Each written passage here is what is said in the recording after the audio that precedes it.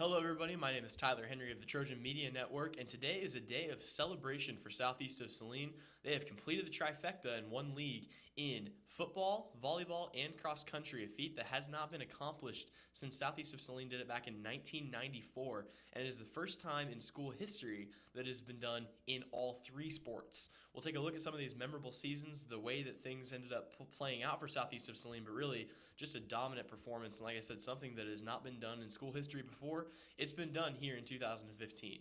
The football team, led by Mitch Gebhardt, head coach. As always, people were a little bit skeptical of this team. We knew it was going to be a rebuilding season. You lose your starting quarterback, your starting running back in Cody Schlesner and Caden Besher, a couple of other key players. Southeast of Saline replaced them without hesitation. They brought in guys like Bryce Banks and Ben Murray, who stepped in and filled those shoes. You also had a bunch of juniors step up, people like Brooks Garrettson.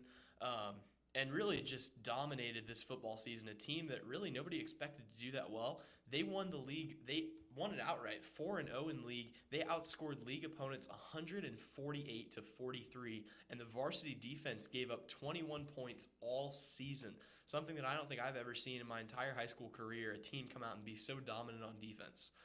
Even against other opponents, Southeast of Saline was great. They were 7-1 going into the regional championship game against Heston. And by the time the season was over, they had 8 players named to the all-league team at 12 different positions, something that I really don't think has been done since Beloit did it 3 or 4 years ago.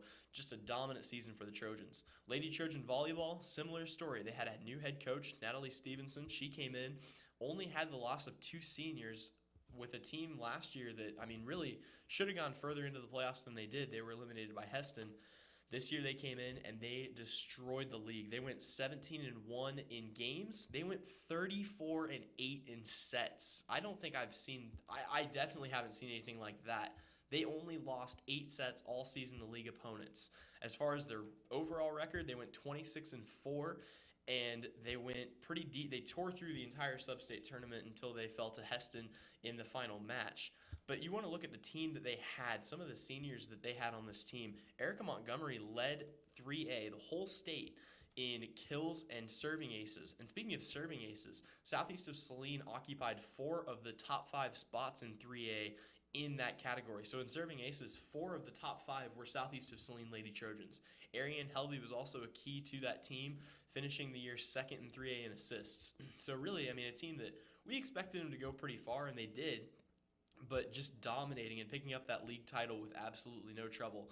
And then finally you have the cross-country team, which, Wade Castleman and everybody else here at Southeast knew they were going to have another shot to win state this year, to repeat what they did last season. Last season they won state at Rimrock, and same story this year. They only lost 1 senior from that team last year. They added 4 or 5 different freshmen that came in and just dominated throughout the season. One of those was Brooke Banks.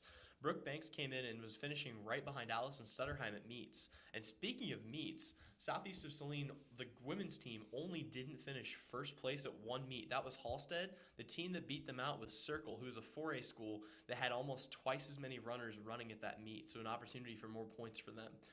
Brooke Banks, one of the key runners, went out during league and regionals with an injury. She came back to run at state, and at state, the women were victorious, winning the 2nd straight title. That banner will be hung in our gym here in a couple of weeks, the unveiling of that. But just a dominant performance by Southeast of Saline again. Allison Stutterheim finished 4th at state in her senior year. Emma Fear, a freshman, finished 14th. Brooke finished 22nd.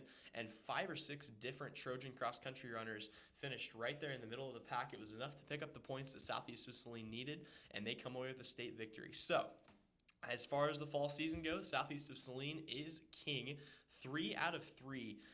And really, I've had some people talk to me about it and ask, me and Devin Haney and some of the other kind of analysts about, what was the key to Southeast of Saline's season this year? And I think it was the senior class. You look at some of the success Southeast of Saline has had in the previous years, and people have always said, man, some of these younger guys, when they get older and when they, become the leaders of this team, they're going to have a shot. And sure enough, this season, you scrape away every single team's senior class from last year. Southeast of Saline just had the best senior class out of all of them.